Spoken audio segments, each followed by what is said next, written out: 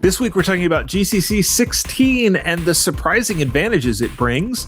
PhotoFlare has an out-of-nowhere update. Linux has something of a security problem, but Windows has a security nightmare on its hands. And Debian is insisting on reproducible builds. All that and more, you don't want to miss it, so stay tuned.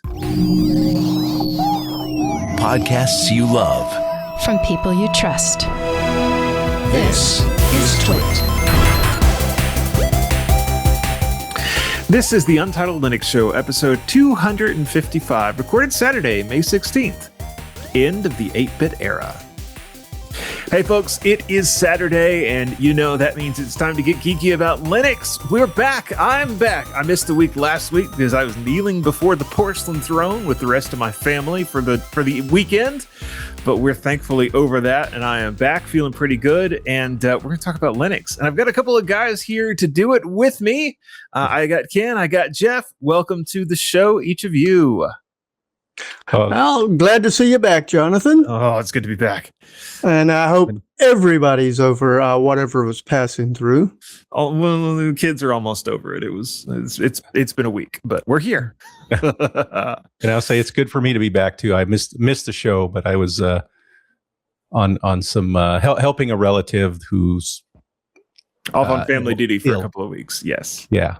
Yep. Absolutely. Oh, and just so everybody knows, if I sound a little stuffy or anything, I don't have an illness. It's our pollen count is like 389 or something like that. It's just ridiculous. So in other words, it's seasonal. If you could just bump those numbers up a little bit, you could do the meme that it's over 9,000 rookie numbers. Yeah, well, outside everything's like covered in yellow from the pollen, so it's like I couldn't imagine. You know, I guess if it over 9,000, I'd just be wading through it. It'd be like snow. You know, just pollen everywhere. And we'll probably have cottonwood trees letting go of their pollen. Thankfully, those have all been cut out of my neighborhood. When we first moved here, there were some of those. It was real bad. For those that are not in this part of the country, cottonwood, there's a male and a female cottonwood tree. I think it's the male that it puts off like little bits of fluff, and it's pollen. But yeah, it looks like cotton floating through the air, and it gets stuck in the air conditioners, and it's such a mess.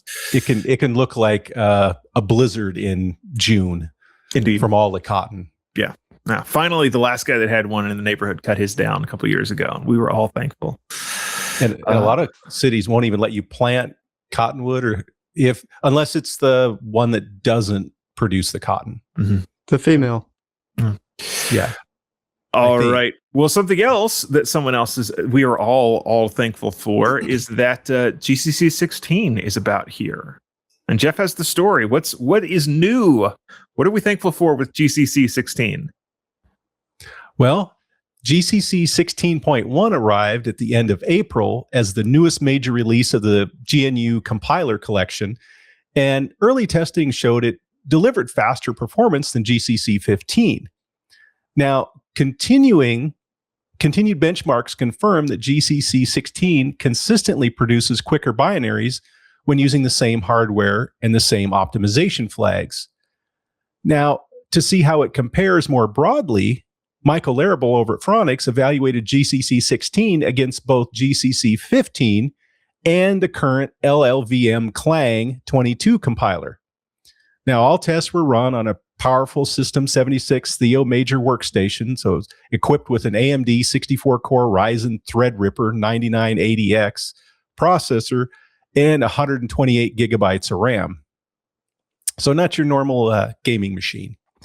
Now, Fedora Workstation 44 was used for the testing, that's different because usually Michael's usually putting on Ubuntu, but he used Fedora this time because it was the first major Linux distribution to ship with GCC 16 as its default compiler. GCC 15 and Clang 22 were also installed from the Fedora repositories, so just to produce a fair and reproducible comparison. So it's just basically out of the box how it's handed out in Fedora. Now, and every compiler was tested with the same optimization settings. They used the -03 and the -march equals native. So otherwise, bone stock. Now, looking at the benchmark results, it's rather interesting to me how GCC stomps all over Clang on some tests, and then in others, Clang leaves GCC in the dust. Now, a lot are fairly close, but there's some definitely, there's some outliers. Now, looking at the geometric mean, which removes some of the effect of the flyers on the data, at the overall, GCC 16 came out on top with a close second place finish with Clang 22. Not terribly far behind was GCC 15. So while it didn't do terrible, it was behind and the slowest out of the three. Not catastrophically so or anything like that. It was, maybe 5% slower, roughly. Now, I do want to mention that these benchmarks were geared to the Threadripper, meaning they were heavy into encoding, decoding, ray tracing, and other numerically intensive tests. No games or other desktop software like Office workloads were tested, I guess, unless you're really into signal analysis and data mining, But so when these are faster, keep in mind that these are the heavy duty workloads, for your browser and things like that, you're probably not really going to see a difference. Now, I say GC 16.1 because GCC arrived the 16.1 as the first stable release of this year's major update to the GNU compiler collection. Now, it brought a wide range of improvements and new capabilities. It has better error messages, including experimental HTML-based output, adds a brand new front end for the Algol 68 programming language.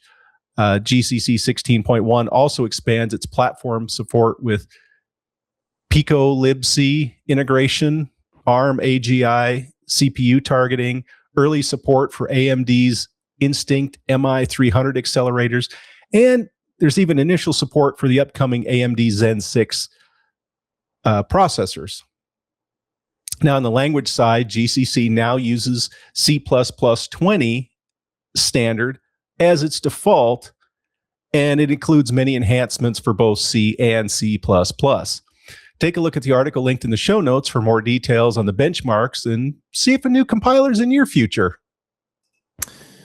Yeah, I think most of us will just sort of get it by default by upgrading to Fedora 44 with the Ubuntu version that comes with it, whether that's I don't know, what will that be? 2610 maybe? It's the one that'll ship with it? Yeah, probably. Because it's 2604 is an LTS, so they're a little conservative. At least with a lot of software, the kernels, they've been becoming more aggressive, but compilers a lot of time will be an optional upgrade later if you really want it, but usually they're a little slower. Yeah. Interesting. All right. Cool to cover. Looking forward to the laptop here I do the show on. It's a framework, the framework 16, and I was about to do the upgrade to Fedora 44, and then a buddy of mine is like, "Hey, are you running 44 yet? None of my USB ports work on my framework after I did the upgrade. Maybe I better wait." So I'm holding off a little bit longer, or at least after Saturday. Well, for me, it's after I get back from this upcoming trip. So I'm doing the Ubuntu Summit. This laptop I'm bringing, I'm going to try to do my slides from, and I'm going to try to do a live demo. And so I'm praying and sacrificing things to the demo gods to try to make. So maybe put it off till June. Yeah, put it off until June. That's about the way that it's going to go. Maybe there'll be the opportunities to get some updates that may correct that issue. I would hope. And I may be covering one way to do that later in the show. Interesting. Well, there's an update that you are ready to cover, and that is PhotoFlare. And I've got to admit, I don't know what PhotoFlare is. I'm assuming it has something to do with photography. But other than that, I'm not familiar with it. So Ken, take it away. Okay. And by taking it away, I'm going to go ahead and refer to Bobby Boris's article, since he's the one that wrote about the first release in years, I repeat, years, multiple, for the lightweight image editor for quick photo edits, simple graphics work, and basic image adjustments. What am I talking about? PhotoFlare, and in this case, it's version 1.7. Now, it's arriving more than 6 years after PhotoFlare 1.6, which was released back in September of 2019. Now, I did a little digging, and according to the project's blog, development slowed due to real-life commitments, but the app has returned with a much larger update than a routine maintenance release. Also, according to the PhotoFlare roadmap, this project was born as version 0.3 and with the name Big Berth back on March 30th, 2015. Oh my goodness. 11 years ago. Over a decade. Now, it was inspired by the image editor photo filter that somebody had come out with for Microsoft Windows. Excuse me. According to Bobby, the headline change is the move from Qt5 to Qt6. The migration removes deprecated APIs, updates the build system, and refreshes Linux, Snap, and Flatpak dependencies. It also improves high DPI scaling with additional work on scaling policy, tool cursors, and canvas selection behavior on high-density displays. PhotoFlare 1.7 also introduces a rewritten canvas rendering pipeline based on a dirty zone editing model, which significantly improves painting and filter performance, especially on larger images where the previous canvas could become sluggish or memory heavy. Another major addition is GMIC integration. Now, the correct name for the open source image processing framework this refers to, that was developed by researchers at the CNRS in France, is Gracie's Magic for Image Computing. It's just the initials from all that. It's easier to type out GMIC. Now, PhotoFlare ships with a custom build of its Qt interface, so the whole thing works without any extra downloads or setup, and provides a searchable library of over 500 filters, categorized, previewed in real time, and completely free. Since I don't want to spend the next 10 minutes going over every detail in Bobby's article, I do recommend reading it at your leisure. Yeah, very cool. I'm not familiar with this particular tool, but a quick and lightweight photo editor with a bunch of different filters. It sounds pretty interesting. Yes. I may have to go grab it and add it to my toolkit. And when I finish setting up so I can easily dual boot between Ubuntu 25.10 that I've currently on and Ubuntu 26.04 that I've got on the other partition, I may play with it as well. Yeah, very cool. Sounds great. I hope they stick with it after such a big break in there, and it's not an update and then another several years. Well, for those who are looking for a commercial option, he's also got a PhotoFlare Studio that he's working on that you can purchase. Yeah, that's interesting. I wonder if they're sharing source between the two, and so it's a little bit of a freemium open core model. I mean, not that that's a terrible bad thing. I've seen companies do that well, and I've seen companies do it very poorly. So I think what he's got with that is some features that's not in the free PhotoFlare itself. Yep. Yeah, exactly. That's almost word for word the definition of open core. But that's all right. All right. So we've got some security stuff to cover. The security parade never ends around here. And we're going to get into that. Several things to talk about there, but we're going to do a quick break first. We'll be right back. Good. I need to get something popcorn to eat.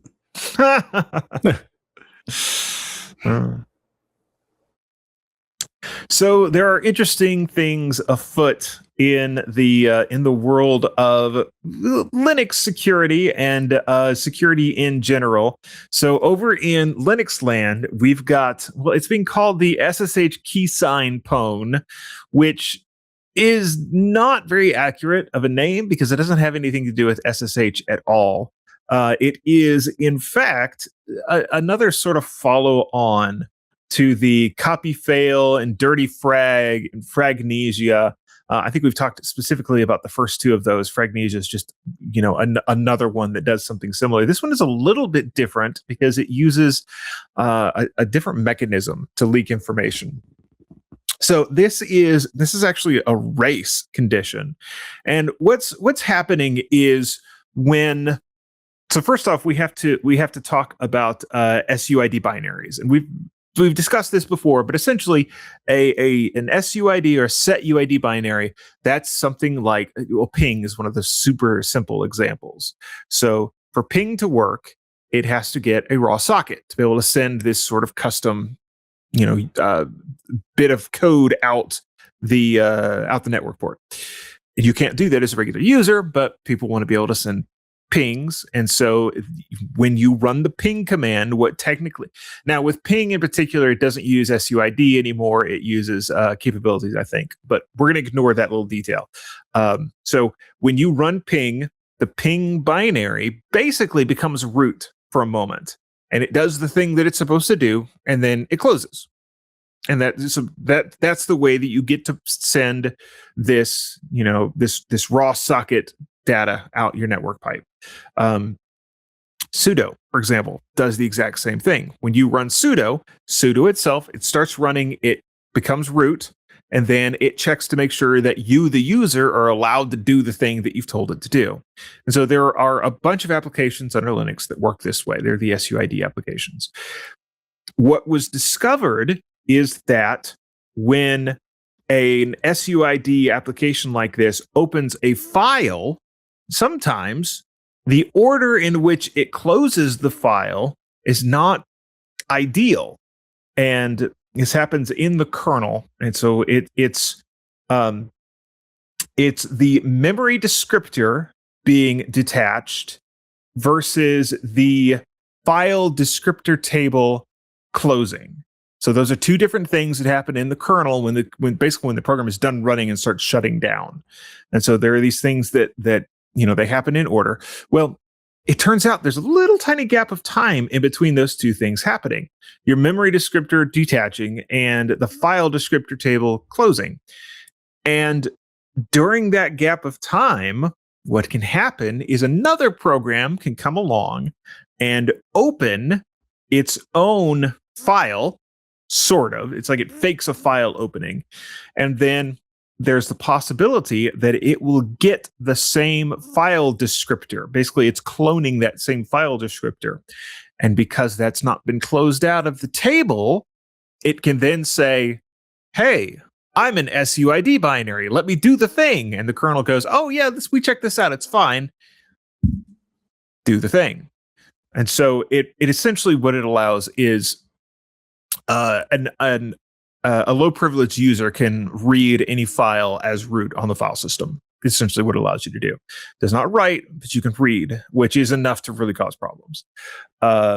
Pretty bad vulnerability. The real bad thing about this one is that I don't think this one is fixed yet. There is a public proof of concept.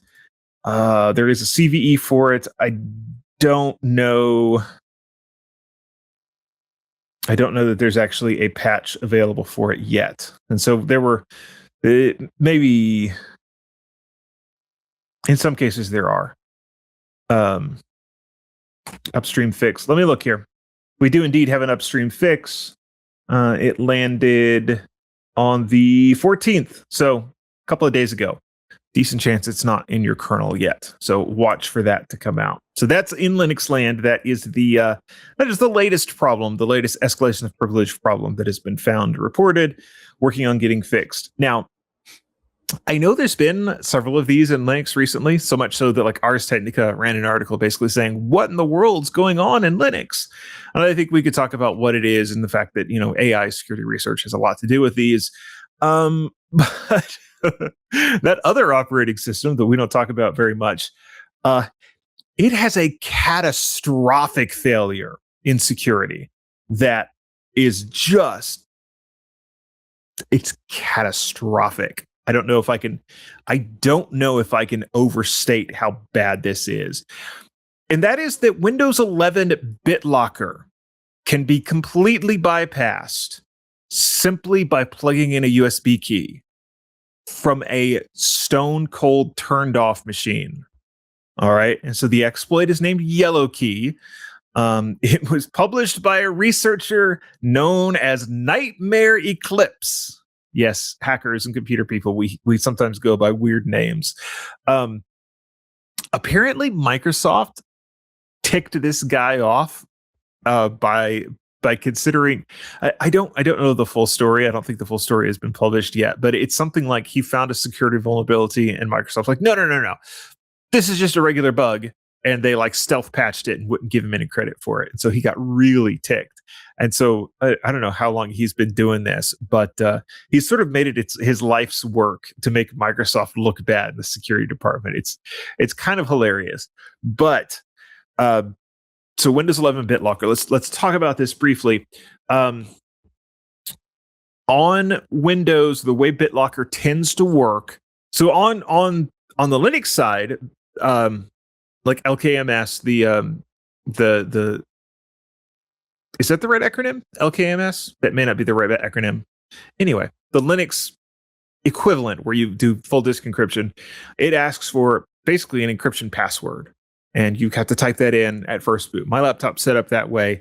You turn it on, and the very first thing it does is it asks you for a password to be able to decrypt hard drive.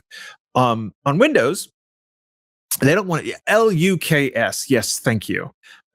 So on Windows, they don't want to do that. They use the TPM, the Trusted Platform module.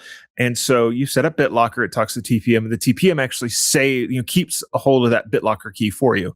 And so you turn the computer on, the TPM gives to the operating system the decryption key, and it unlocks the drive, and then it allows you to boot up. And it is intended such that, only, and this is part of why Secure Boot exists, is that only the real OS is the one that gets the key to be able to do the unlock. And so you have to know your username and password to log in to actually be able to get to those files. So the way BitLocker works over on Windows. Well, this attack is essentially it is a folder inside of an NTFS formatted drive that has some transactional NTFS operations. And this is something that's not very well documented inside of Windows. So like people are still actively trying to figure out how exactly this works and what all it's doing. But the basics is you copy this folder onto an NTFS or a FAT formatted USB drive, you plug it in, you boot it up, and then you tell Windows, I need to go into recovery mode. And so one of the ways that you can do that is by just yanking the power partway through a boot. And the next time you plug it in, the computer's going to go, Windows didn't successfully boot last time. Do you want to go into recovery mode? You say yes. Well, once it goes into recovery mode, it sees this folder with this weird name, tries to do whatever's in it. And then the next thing you know, you're at a command line prompt with BitLocker unlocked, and you can get into all of those encrypted files. Now they're actually encrypted, but what's happening is, your TPM is giving you the password, and you've completely broken the stuff that's supposed to not allow you to do this. Now, a couple of things about this. One, people are saying, well, you should really use your TPM plus PIN. Right. And so that's one of the ways that you could harden your system against this, is like having a BIOS pin, so that when you boot it up, it's going to talk to your BIOS, and it's also going to request a pin. The guy that discovered this has stated on his blog that no, there's a workaround. We can defeat the pin. I don't know exactly how that works, but apparently that too is bypassable. So there's that. And then the other thing is, people have looked at this, and one of the weird things about this particular attack is when you plug the drive in and you pull off this attack, part of the process is it deletes the folder. It wipes the drive. And people are looking at it and going, boy, this is getting into the territory where it sounds like an intentional backdoor more than anything else. I'm not going to go that far. I think it's probably not on purpose. there are researchers that are looking at this and sort of coming to that conclusion that, well, if Microsoft were to have, and boy, this is a big thing to say, if Microsoft were to have a BitLocker backdoor, this is how it would work.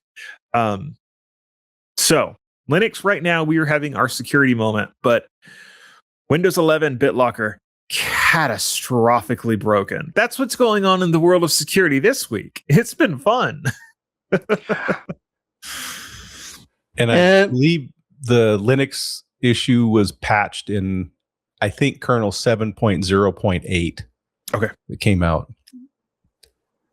And I think Keys between 512 said that the update is there in the kernel, but he said that the kernel's been updating almost daily lately.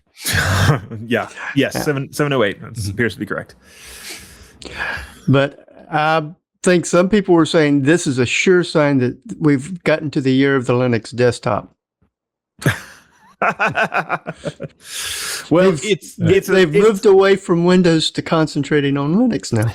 No, I think it's actually a sign that AI security research is coming into its own. It's the year of AI security research more than anything else.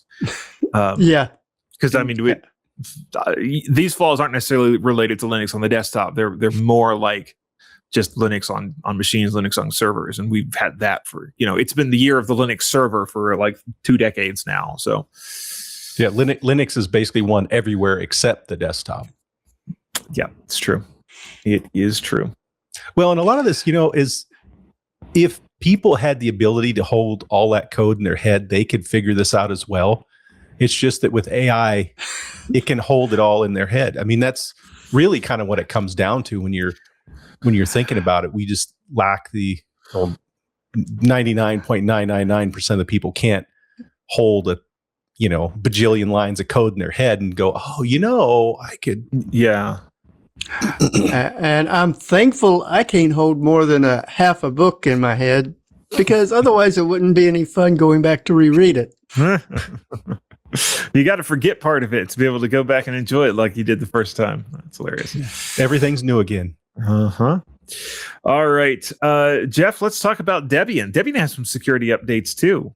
There's some interesting stuff going on there. This was sort of a surprise too, because it's come like halfway through the release cycle. Yeah, and it kind of ties in both with the compiler story I just did and Jonathan's security story. And to give you more detail, Debian is making a major change to how software in its Linux distribution is built and verified. The goal is simple but powerful. When you download software, you should be able to prove that nobody tampered with it. This is what reproducible builds are all about. A reproducible build means that anyone, anywhere can take the same source code and produce a bit-for-bit identical binary. Now, if 2 builds match exactly, their cryptographic hashes match too. So the software is genuine. Now, this matters because it protects the software supply chain. Normally, users trust that Debian's build servers compiled the code honestly. But if a server were hacked and an attacker could slip in a backdoor without changing the visible source code, with reproducible builds, that trick becomes impossible. A tampered binary would fail to match an independently rebuilt version. Now, achieving this isn't easy. Now, you might think, source code always builds to the same binary.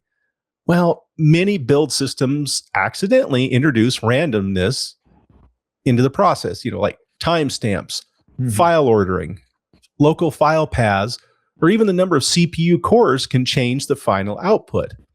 Now, Debian developers have spent years eliminating these sources of variation using tools like source date epoch and disorder FS.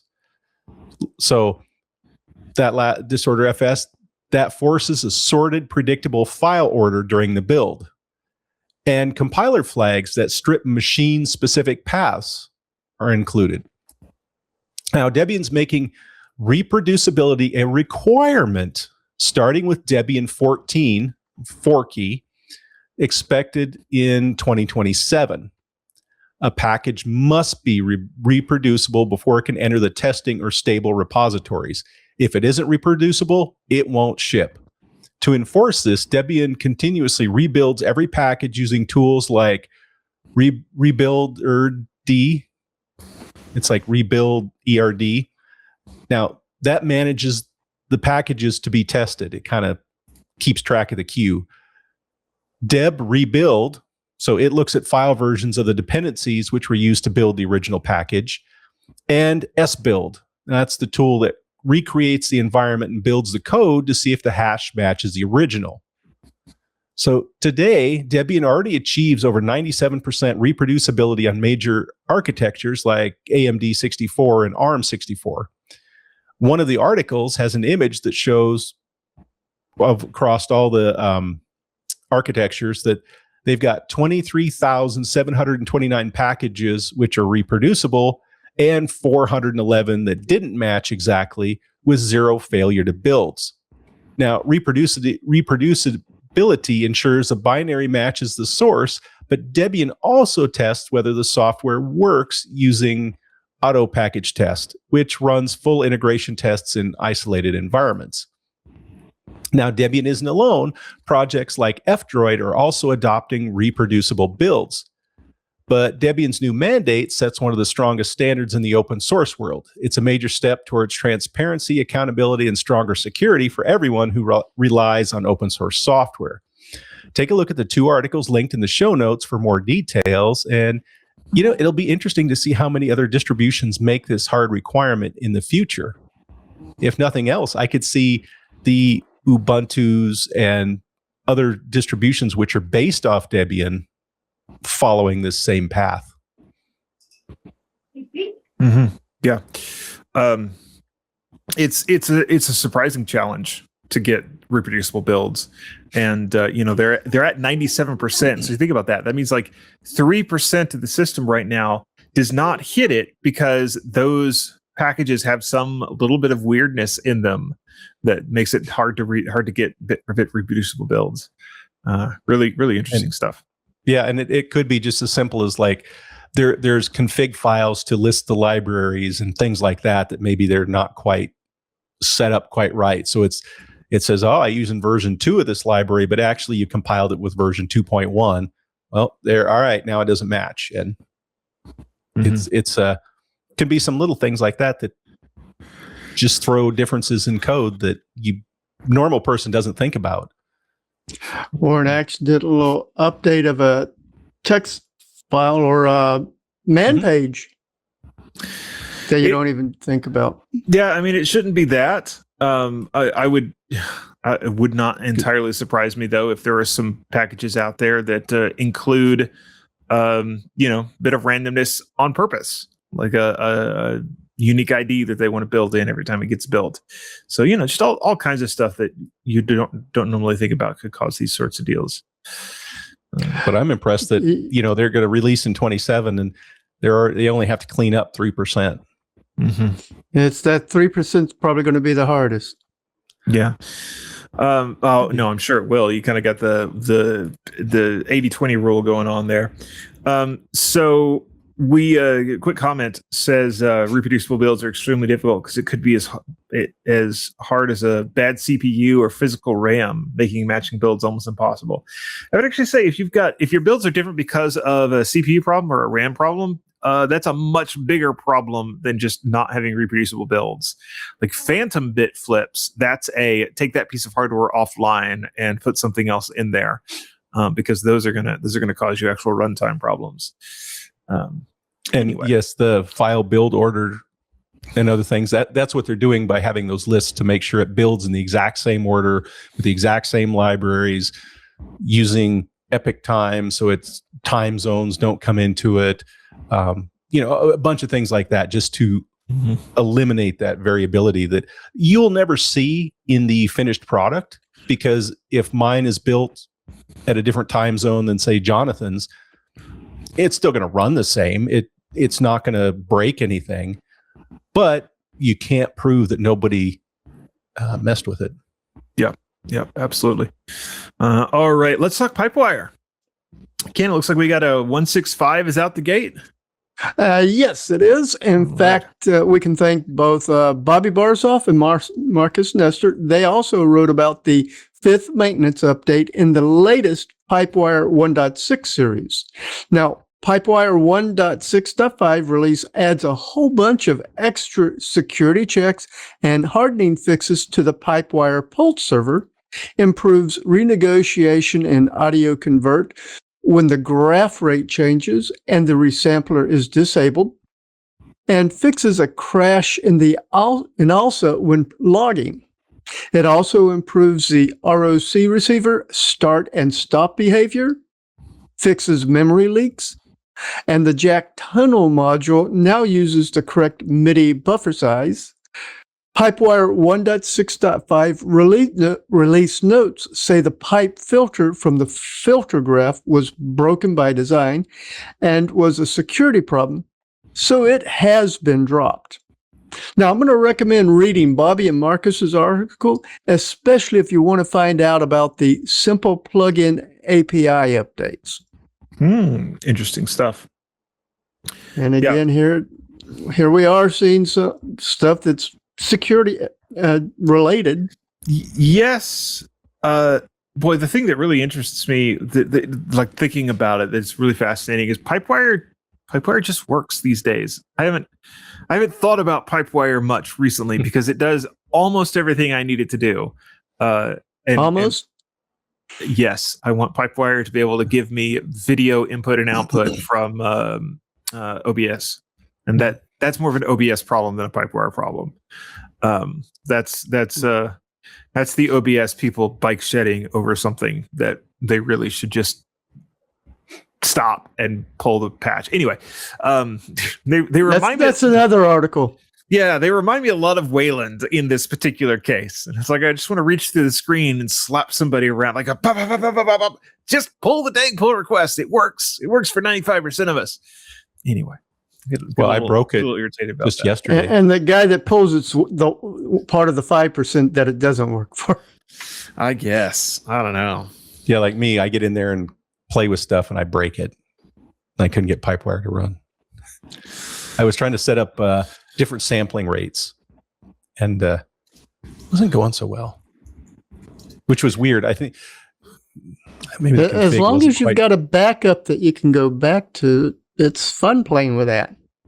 Well, the problem was I actually put everything back to original and it still didn't work. So I don't know what. It's a quantum variation. Must be. Yeah. But I figured I've got a simple command. In fact, I think I've shown it in the past. That would help with that. What's that? It's the system control restart a wire plumber or Pipewire. I was restarting Pipewire. It wasn't working. I just reinstalled. I was kind of like, the hell with it. Because I just had reinstalled because I played with the root partition and resized and moved it. And I'm like, yeah, I'm just going to reinstall it. It's faster than going through. And I was kind of in a hurry anyway. So, but I did figure out, I put my config file in the local directory and that made it work. They said you could put it in the /etc/Pipewire and it, for the global config, they said, don't mess with the one in the user/share because they said any updates could stomp on that config file. But I put it into local. And for me, it was just being able to output the proper frequencies. So I'm kind of an audio nerd. So I wanted to make sure my 44.1 played at 44.1 and the 48s and the 96 played at 96 kilohertz and so on. And I know people say, well, you can't hear the difference.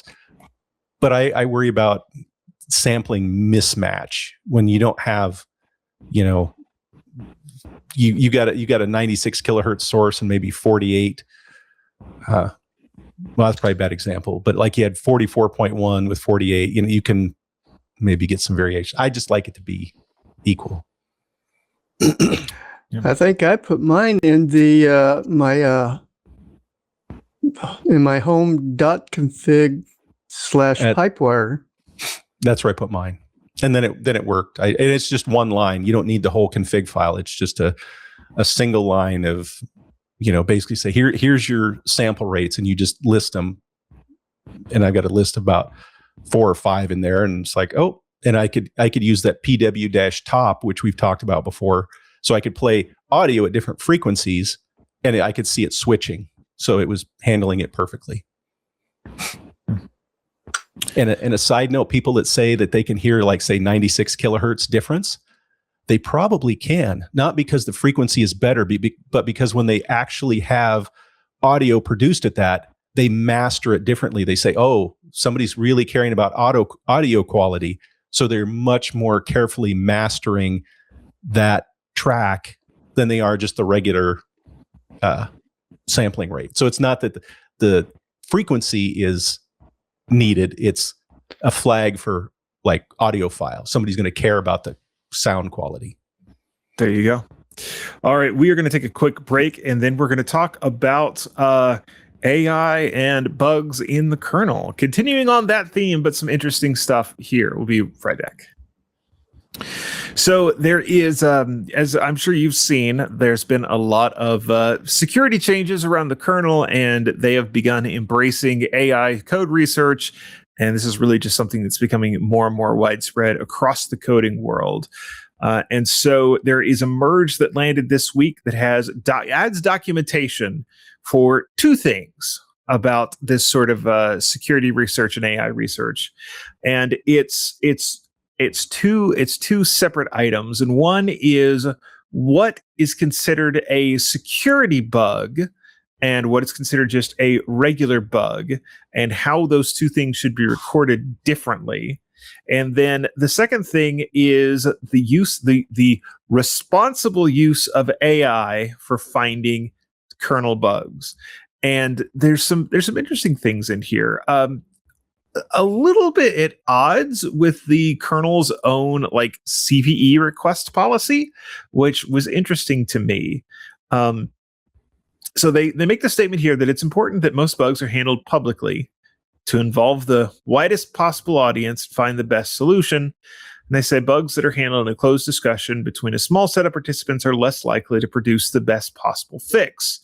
For example, risk of missing valid use cases and limited testing ability. So they're saying we prefer to fix these things out in the open. And then it turns out that the majority of bugs reported via the security team are just regular bugs that have been improperly qualified as security bugs due to a lack of awareness of the Linux kernel's threat model, described in documentation process threat model. It should have been sent through the normal channels. And so they go on to say that the security list exists for urgent bugs that grant an attacker a capability that they are not supposed to have on a correctly configured production system and can be easily exploited, representing an imminent threat to many users. Okay, before reporting to this group, the security team, you should consider whether the issue actually crosses a trust boundary on such a system. And then there's an interesting note here. If you resorted to AI assistance to identify a bug, you must treat it as public. And it says, while you may have valid reasons to believe it is not, the security team's experience shows that bugs discovered this way systematically surface simultaneously across multiple researchers, often on the same day. So this is really fascinating to me. So what they're saying is, look, Claude, there's a new version of Claude or a new version of whatever, OpenAI's tool. They release a new version, use it to find a new bug. You're not the only one that's doing that. And so, like, every time one of these things gets bumped or somebody releases a new tool, there's going to be like 5 or 6 of you finding this bug on the same day. Just go ahead and consider it to be out there if you used AI, because everybody else can do it. Like, this is very fascinating. It's how are they like being surprised that 2 calculators come up with the same answer? Sure. Yeah. They do go on to say, please don't publicly share your reproducers. Like, don't share the proof of concept code if it's not been fixed yet. And then they do all go on to say, if you're unsure, err on the side of reporting privately. The security team would rather triage a borderline report than miss a real vulnerability. So they're saying better safe than sorry. However, Goes on to say, reporting ordinary bugs to the security list does not make them move faster. Instead, it consumes triage capacity that other reports need. AKA, if you do this, you're just wasting our time, and that time is valuable. And then the other part of this was that there are a lot of bugs being reported that are used by AI, they're found by AI. And they've got some guidelines here on how to do this the right way. And that's, first off, when your AI writes the bug report, it's going to be excessively long and verbose. Don't do that. Cut that down. Make it shorter. Format it without the markdown tags. Go in and fix the impact evaluation, because the AI is going to think that, oh, everything is a serious vulnerability. It's not. Go in and fix that before you send it to us. Please always ensure that your reproducer, your test case, works before you send it to us, because you can ask an AI to write your code and it'll gladly do it, but it can't guarantee it works. And then they're also suggesting, please propose a fix and test the fix. And so it's interesting to think about this. I've heard it said that friction is one of the things that has made the kernel work so well, that it's difficult to sit. So like, you have to have a certain level of competence to even be able to send something into the mailing list that doesn't just get immediately kicked. And I think we're coming to the point where LLMs have reached that level of competence. And so now they're essentially saying, look, we need to introduce a little bit more friction into this process to slow down the onslaught of these LLM reported bugs that in some cases are not real. It's just, even the kernel is having to deal with it. And the kernel is embracing the AI technology to fix things. That you've got the, I forget what he called it. Greg KH, the Greg bot, is that what he called it? But he's doing AI stuff. I'm sure Torvalds is too, to some extent. And they've been doing it for, looking for security bugs for a long time. Real fascinating to see. And something that I'm sure the kernel, as well as the rest of us, will be wrestling with for years to come. Yeah, I think a lot of it for me boils down to how it's used. Too many people just trust it outright. I'm very happy to let it try to find bugs. But to me, you got to have the person, like you said, is it verifiable? Is it real? Or did it, just come up with some random garbage? And even writing code, I'd be okay with, as long as somebody's actually looking at it and responsibly using it, which is the hard part, right? Where, I'm just going to have it crank out code and throw it in and it's good enough, and not realize it's got a lot of mistakes in it. Yeah, well, you can do that for your own project, and that's one thing. But trying to send that code up to like an open source project where other people have to look at it, and sometimes it's not even that the AI is writing broken code. It's just it's writing code in bad taste. Like it'll do these things where it'll have and this is what I've seen when I've used it to generate code. It'll have multiple one-line functions. Like, here's the name of the function, and all it does is it calls this one line with an extra argument on it. And then that is a function that is a one-line function that calls yet another function with an extra argument on it. And it's like, oh, I kind of see why you're doing this, but it's not the way we want our code to work. I don't want to have to jump through all 5 of those functions to be able to figure out where the code is flowing, where the process execution is flowing. And so we call it making lasagna. We have to go pull some lasagna noodles out of the code that the AI wrote. It's fun. And when you turn around, give that code back to your AI and say, can you consolidate this into one function? I've done that. I've told the AI before. So I use LLMs and Copilot in VS Code. I've done one or two, I don't remember, 1 or 2 new features for a code base I've written that way. And I've exactly done that. I say, hey, look, this is what I don't like about your code. Please go in and fix it. And it'll do so. And if you give it a good enough prompt, it'll go in and give you something that's reasonable. I think I still ended up going in and fixing a few things by hand just because it was faster. But yeah, it's definitely it's an interesting back and forth to get the machine to write good code for you. Well, what I'm finding, especially with the Chrome's built-in AI, it's great for finding the flags that I can't remember off the top of my head. Yeah, there you go. Oh, it can be a good search engine. But, just here's in case anybody hasn't heard this, but here's a well-known little test. You go to your local AI and you say, I need to wash my car. The car wash is 100 feet away. Should I walk or should I drive? And a lot of times it'll tell you, well, you should walk. That's just better. It doesn't always get everything. Yes, it doesn't actually understand. Yeah. All right. Well, let's move on. And the next thing to chat about is something I'm looking forward to, and that's KDE Plasma 6.7. What's new there, Jeff? Give us the scoop. Oh yeah. Well, we've talked about Plasma 6.7 on and off, and as more and more features come to light, we've kind of covered a lot of these. But some of the things in 6.7, which we're looking forward to, and the just real high level stuff, is per screen virtual desktops, Wayland session restore, a global push to talk feature, a dedicated setup UI for configuring shared printers, a multi GPU swap chain feature. That's for when you have multiple GPUs, and Vulkan support can be used across multiple GPUs, and a full featured print queue viewer app. Now, it's like I said, it's just a few of the updates, and just a few of the high points. There's a major list of changes when looking at the link in the show notes, as it has a link back to the KDE Wiki with all the changes in 6.7. What I mentioned is a tiny fraction of the fixes and features added. Now, one feature I didn't mention yet is the Union style engine, which is in the KDE 6.7 beta blog. And they have a call out that they need, beta testers. Well, what is it?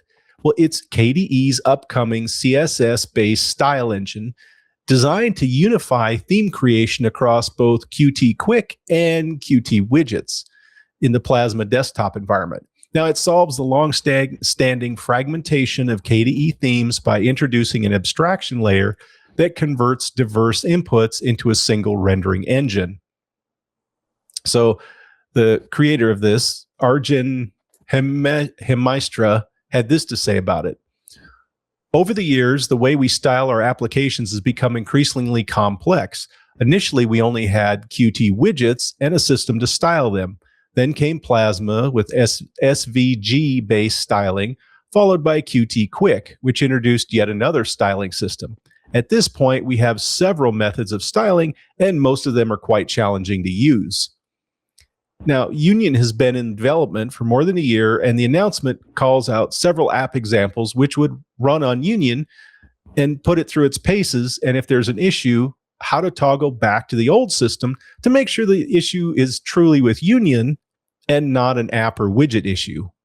So now, for those wanting to jump in and test, download and go, there will be a second beta on May 28th to fix the bugs called out in the first beta and hammer the code a little more.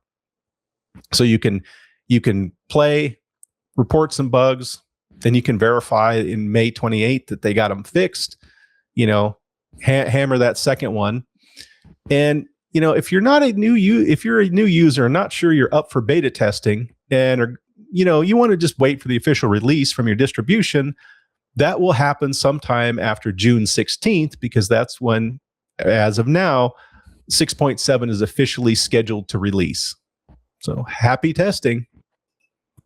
Yeah. I don't think I'm going to see 6.7 with Ubuntu 25.10. No, Ubuntu is 25. Definitely not. No, Ubuntu is not likely to push out a new KDE release midway through an Ubuntu release. Fedora probably will. Ubuntu probably will not. They'll probably wait for the next. So it'll show up, I'm sure, in 2610. Yeah. Well, Kubuntu usually has a backports that you could probably get it in. Mm-hmm. Which is but what you have to enable those repositories. Yeah, you got to opt in. Yeah. I don't know if Ubuntu Studio opts into it or not, since it does use Kubuntu as a default desktop. Probably not. I would assume that it wants the stability more than it wants the new shiny. Whereas I, on the Studios other does hand, more production. I like the new Shiny. Yeah. I'm gonna have to go try the revamped Air theme. I remember KDE with Air. It was pretty cool. I have to give that a try. Bringing it back. Bringing it back. Well, and the global push to talk is one that a ton of people have been clamoring for. Yeah, and so that's like basically what mutes your microphone until you hit the button.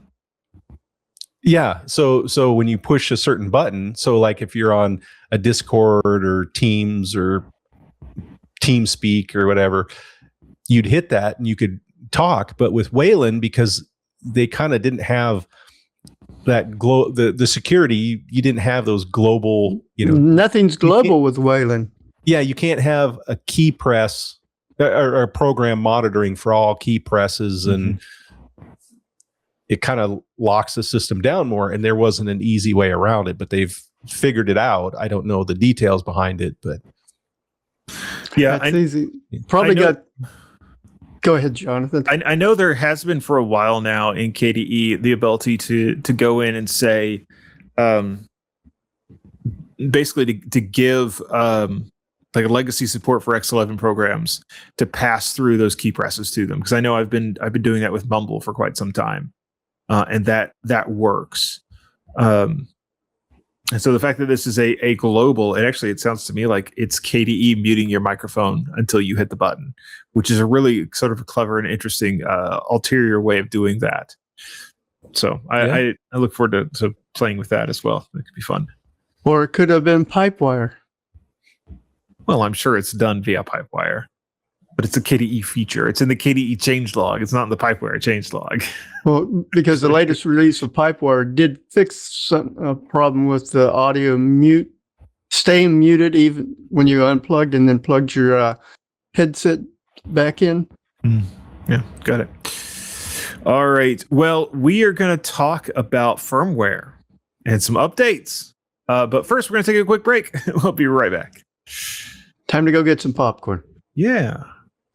Well, Jonathan, this week we have two different stories regarding both LVFS and FWUPD. First, we hear from Marcus Nestor about two companies stepping up to support LVFS, the firmware update service for Linux.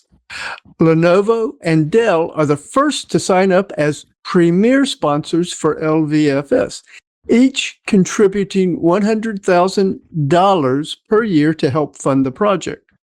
According to Richard Hughes, the huge industry support from Lenovo and Dell, and our existing sponsors of Framework, OSFF, and of course both the Linux Foundation and Red Hat, we can build this ecosystem stronger and higher than before. We can continue the great work we've done long into the future. According to Marcus, the first premier sponsors are also two of the most Linux-invested OEMs in the industry. Lenovo, one of the largest PC vendors around, ships Ubuntu on laptops, desktops, and workstations worldwide and has over 700 Ubuntu-certified devices to its name. Now, Dell has 140-plus certified configurations and partnerships with Canonical, Red Hat, and SUSE. Now, Bobby Borisov and Marcus also wrote about the latest FWUPD maintenance update 2.1.3. According to Bobby, the most notable additions are support for Redfish bearer token authentication, support for several XMC SPI chips, and the ability to parse JCAT files directly in libfwupd without libjcat. As always, you can get more details from Bobby and Marcus's articles.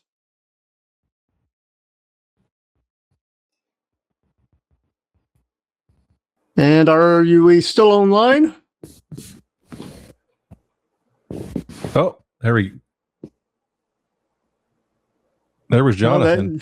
What'd you do? Hey, are you there, Jonathan? Sort of. Can you guys hear me now? I can hear. We can hear now you. We can hear you. So I'm sure some of that will get edited out, but that was fun. So We were talking about LVFS, and I was like, "Oh, I haven't checked this in a while." And I know on Fedora under KDE, you do this through Discover.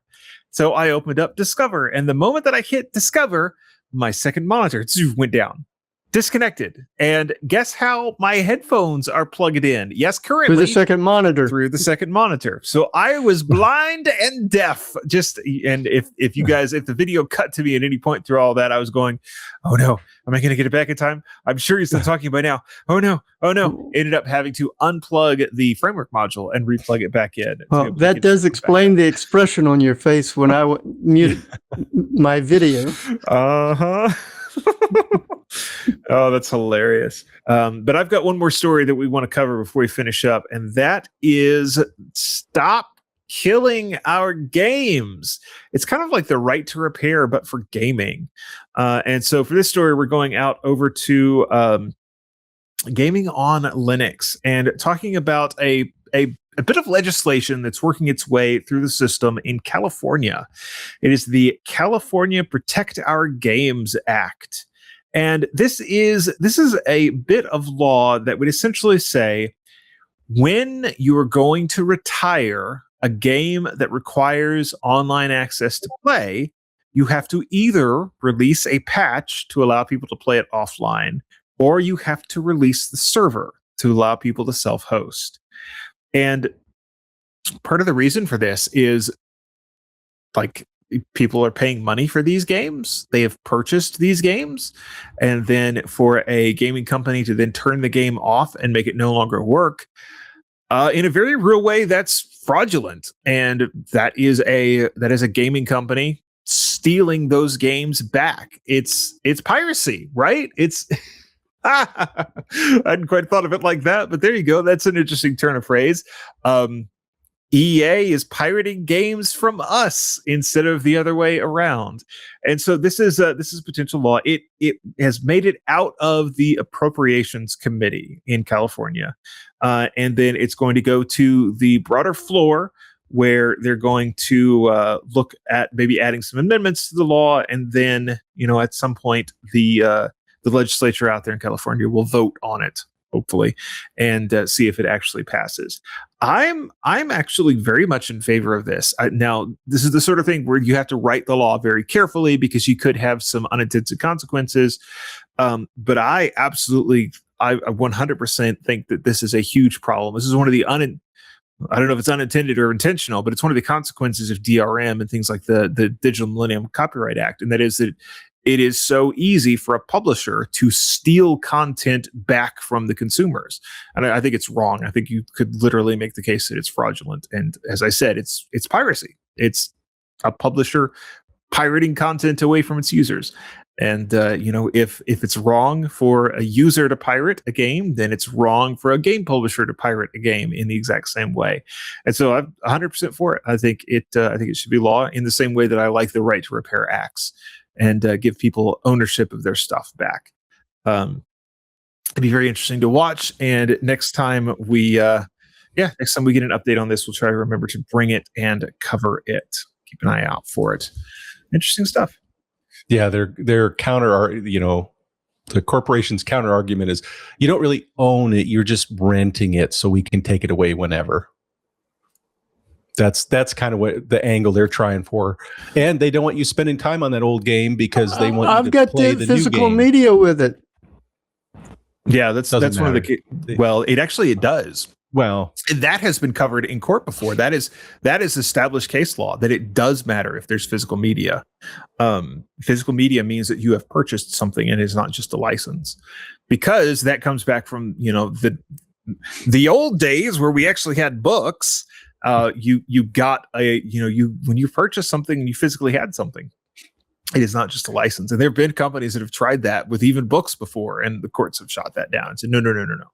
That is not how this has ever worked, and that's not how this is going to start working now. Thankfully. That's what for years drove the secondhand book market, which also expanded to cover reselling your vinyl and your CDs. Yeah. And so they tried to stop that. And, it's the same argument all the time. They've tried to stop used records and CDs from getting sold. They said, oh, VHS, you can record off TV, that it's going to kill movie sales. They have the same argument again and again, and it never actually ever pans out. VHS is going to stop movie sales. I hate to say it. You know how many times I've had to buy a very popular VHS tape for a movie in our house? Multiple times, because it's gotten worn out, I'm sure. Yeah. Yeah. So I'm very glad. It's really interesting to go back, actually look at the Supreme Court case about VHS. But that's one of those that has been a real win for consumers. That's been referenced several times over the years. And I'm probably going to be in trouble for suggesting this. I use BookBub to find out when those ebooks are going at real cheap prices for copies that I want to get, that I can have, DRM free. Mm-hmm. Because then I'll use all the links, and when there's that cheap, I'll buy them for the Kindle, from Barnes & Noble, through Google Books, and in some cases, I'll even go and see if it's available through one of those sources, DRM free. Yeah. Well, and that's why, like movies and music, my music, I do have digital, but it's DRM free. So I own the copy. But every movie I have, I don't go through streaming services. I get a physical disc. Mm-hmm. Speaking of court cases around this, we actually, in the U.S., we just had a Supreme Court ruling. There were no good guys in this particular case. It was Cox Communications versus Sony Entertainment. But and they were both in the wrong. Well, do you root for the devil or do you root for the demon? Yeah. In this case, it was a good thing that Cox Communications won, because the alternative was a law would stand that said that ISPs were liable for people's downloading of pirated content. And it was like $1 billion judgment against Cox Communications. And it really would have been really bad case law for that to stick around. But, it's a good thing. I think anytime that the insane DMCA copyright can be toned down a little bit is a good thing. And so, probably about the best possible outcome of this, that the Supreme Court looked at this and said, no, we're not going to play this game with copyright. It's not going to work the way you think it does. And interestingly, in this, they went back to the VHS and Betamax ruling, where they said that, there is a legitimate use for this. So you can't outlaw VCRs altogether just because you're afraid people will use them to copy movies.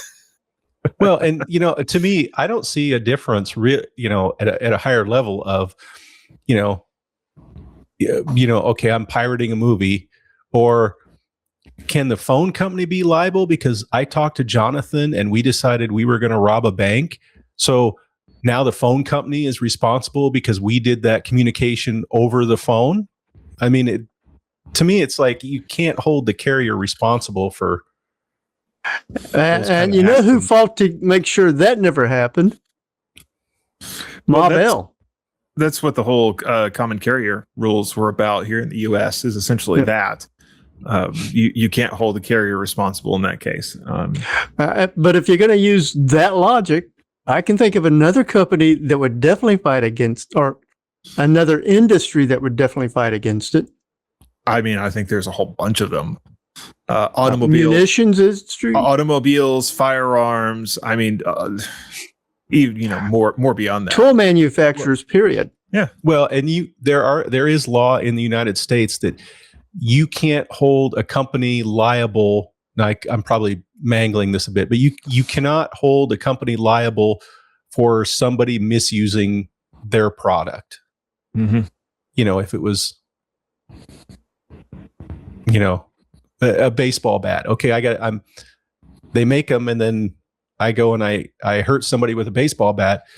You can't sue the Louisville Slugger Company because I misused their product when it wasn't. That's not what its design was for. It wasn't intended to knock that baseball off the top of somebody's head. Not like that. Yeah. But just for the record, when I was saying earlier was just devil's advocate. I'm all for less DRM. I mean, I get they don't want to lose everything, but there's also a few steps too far. And I am very pro right to repair. Mm-hmm. And I grew up on a farm/ranch, and that's a pretty big deal nowadays with the modern farm equipment. That cars have the law that say they have to have that OBD2 port that you can get error codes and troubleshooting, and big equipment does not have that. Yeah, you have to tie into their proprietary system if you're at all allowed, or you have to just go to the dealer if there's any kind of issue, and you have to use their side. I'd love to see somebody that could afford to take that and say, this is a vehicle. Doesn't it fall under the OBD2 law? I'm sure that's been tried. There is a there is a John Deere carve out to that law. Is exactly what it is. New York had a big right to repair law, but then there was all these carve outs in there that made it just basically fluff. It was all the important stuff was an exception made for. Mm-hmm. But then it got hollowed out. Yeah, but on the flip side, there is a lot of farmers and a lot of Eastern Europeans are leading the charge in this. They're hacking their tractors and farm equipment to get around a lot of this stuff. I mean, I remember talking to a hacker goes by the name of Sick Codes, got Doom running on the controller for John Deere tractors several years ago. That was a big deal. There's a lot of research going on into that. How to jailbreak a tractor. I can see where farmers would want to be able to play Doom while they're out in the field. Exactly.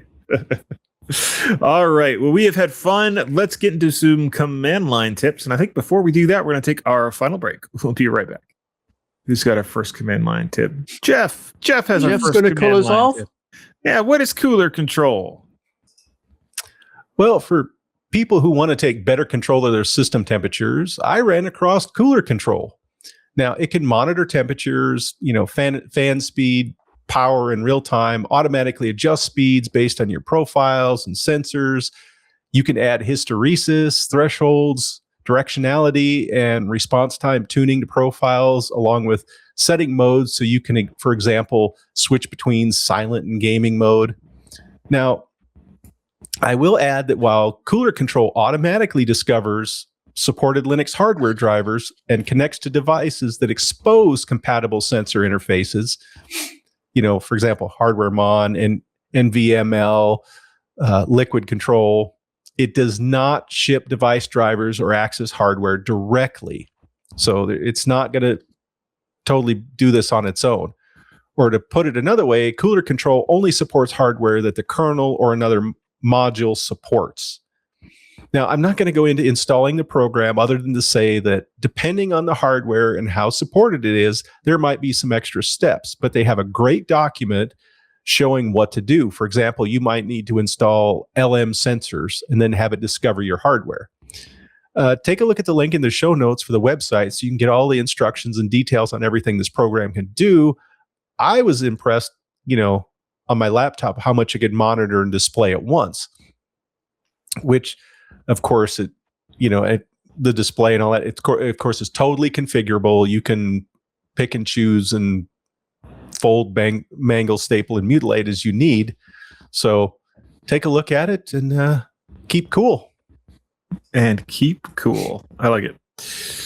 All right. And Ken, stow. What are we stowing? Yes. Depends on what you're working with, but I had stumbled upon this week's command line tip while setting up my system to share my files and application configurations between the Ubuntu Studio 25.10 that I do the podcast from and Ubuntu Studio 26.04 that I'm trying out. The command is GNU's stow. It's a symlink farm manager that takes distinct sets of software and or data located in separate directories on the file system and makes them appear to be installed in a single directory tree. Now, I am using it to manage the shared configuration and data files between my Ubuntu installations. Today's example is how I shared my SSH configuration between both. Let me go ahead and get this up so you can read this a little easier.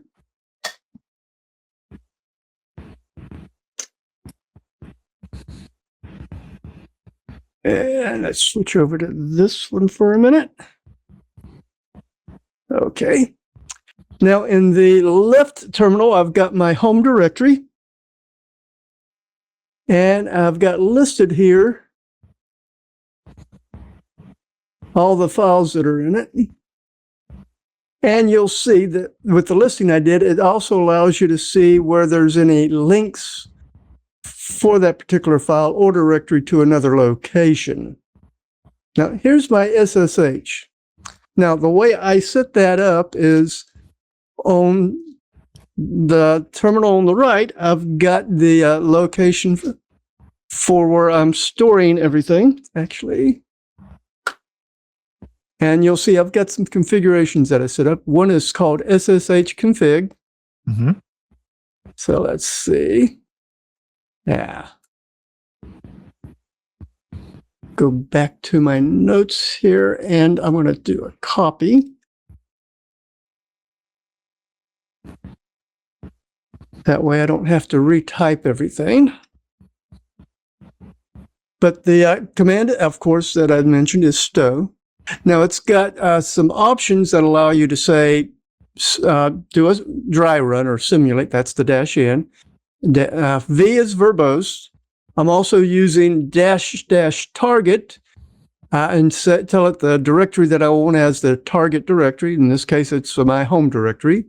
And then --D tells it the directory I'm wanting to set up from. And in this case, it's pointing to the dot files that I'm currently in. And in that dot files, I've got a subdirectory ssh-config. Now, when I run this,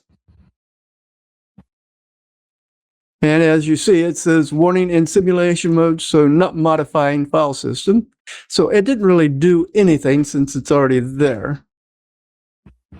So what I'm going to do is come over here. Yeah, it's come up here so I don't have to try to type everything out. And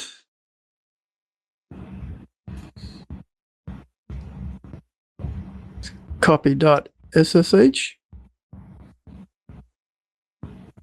And I'm going to remove that. Sounds dangerous right there, doesn't it? Mm-hmm. So with that removed, if I try doing a SSH command,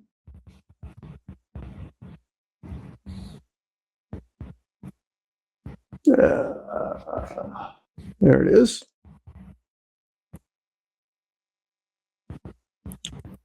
$1900 in your history list. And it comes up with this. It can't be established. So I'm going to go ahead and cancel that out. And with that deleted, if I run this, here's what it would do. It would create a link for .ssh to that. So I can go in, now that I've seen that it will do that, remove that in, run that, and it actually does it. And now let's try it. And now I was able to log into my remote system. So it has a list of symlinks, and it will automatically recreate them on demand. Or create a symlink to a directory that basically has all the files that you need for what you want to do. Cool. Interesting stuff. All right. But yeah. And I'm playing around with doing that with some of the other configurations. The fun one's going to be with OBS. Trying to get all your dot files wrangled. Yep. The ones that will allow me to be used in multiple locations. The easy ones are the bash RC, the bash.-aliases file I've got and my functions files, because those I'll be using all the time. Yeah. All Seems right. like there should be some kind of herding concatenations joke in there somewhere. Indeed. It is a Symlink farm. There you go. It's a farm of cats, apparently. I've got a command line tip. It's a different one. This one is interesting. I stumbled across this, and it is BB, which this is a really old ASCII art demo. The source is still available. It was apparently originated in FreeBSD. The source is available. You can try to compile it, although I've seen some reports that it doesn't actually work terribly well on modern Linux. Like the audio may not work, so you may have to compile it just the text. And I've not yet taken the time. I briefly tried to compile it, but I've not taken the time to actually try to compile it very seriously yet. I've got a link off to actually a YouTube capture of it. Pretty interesting stuff. But I always like these old ASCII demos, and having one that runs natively on Linux is not something we see very often. And so I thought it was pretty cool to highlight. And there's more of these out there if you go looking for it, but it would be an interesting challenge to try to get this compiled on a modern Linux system. And I don't know, maybe somebody needs to fork it and fix it so that we can all get our ASCII art demos in. Watching the YouTube video, it's not short, it's like 7 or 8 minutes, but it's 8.5 minutes. But it's a pretty cool little demo, and some neat screen candy. I don't know, you get it running, you could then set it as your screensaver. We talked about how to do that a few weeks ago. So cool stuff out there. Yeah, I was looking at that. It is really cool. Yep. It kind of takes me back to the Amiga days where they used to thrive on demos. Mm-hmm. There's still a demo scene out there. People going back and making demos for some of the old machines. Yeah. Some cool stuff happening. I remember the psychedelic demos I'd come across for the Atari 800. Mm-hmm. Oh, yeah, there's a bunch of them out there. All right. Well, that is the show. I'm going to let the guys get the last word in on whatever they want to, really. We're going to let Ken go first. I see you've got a story here that you want to briefly talk about. If y'all look in the show notes, you'll see I've got 2 links to articles from both Bobby Borisov and Marcy Nestor, where they wrote about the Document Foundation's release of LibreOffice 25.8.7. I do recommend checking it out so you can find out when this will actually be reaching end of life. Mm-hmm. All right. And Jeff? Nothing major to cover, so I'm going to have a poem. With searching comes loss and the presence of absence. My novel not found. Have a great week, everybody. All right. Well, just for me, the thing I'll mention is over at Hackaday, you can find Floss Weekly. We've missed a couple of shows here recently. Maya and the family being sick was a big part of that. Hoping to pick back up on that shortly. And then here in a week and a half, I'm going to be at the Ubuntu Summit. I am the first presenter on the second day, and so you can actually it's a remote first event, they call it, which means that you can sign up online and be part of the remote audience and ask questions. So anybody that wants to catch my talk there, certainly welcome to, and that should be a lot of fun. Other than that, I just want to say thank you. Appreciate everybody being here. Whether you get us live or on the download, those that watch and those that listen, we very much would love to have you with us, and we will be back next week. We will see you then on the Untitled Linux Show.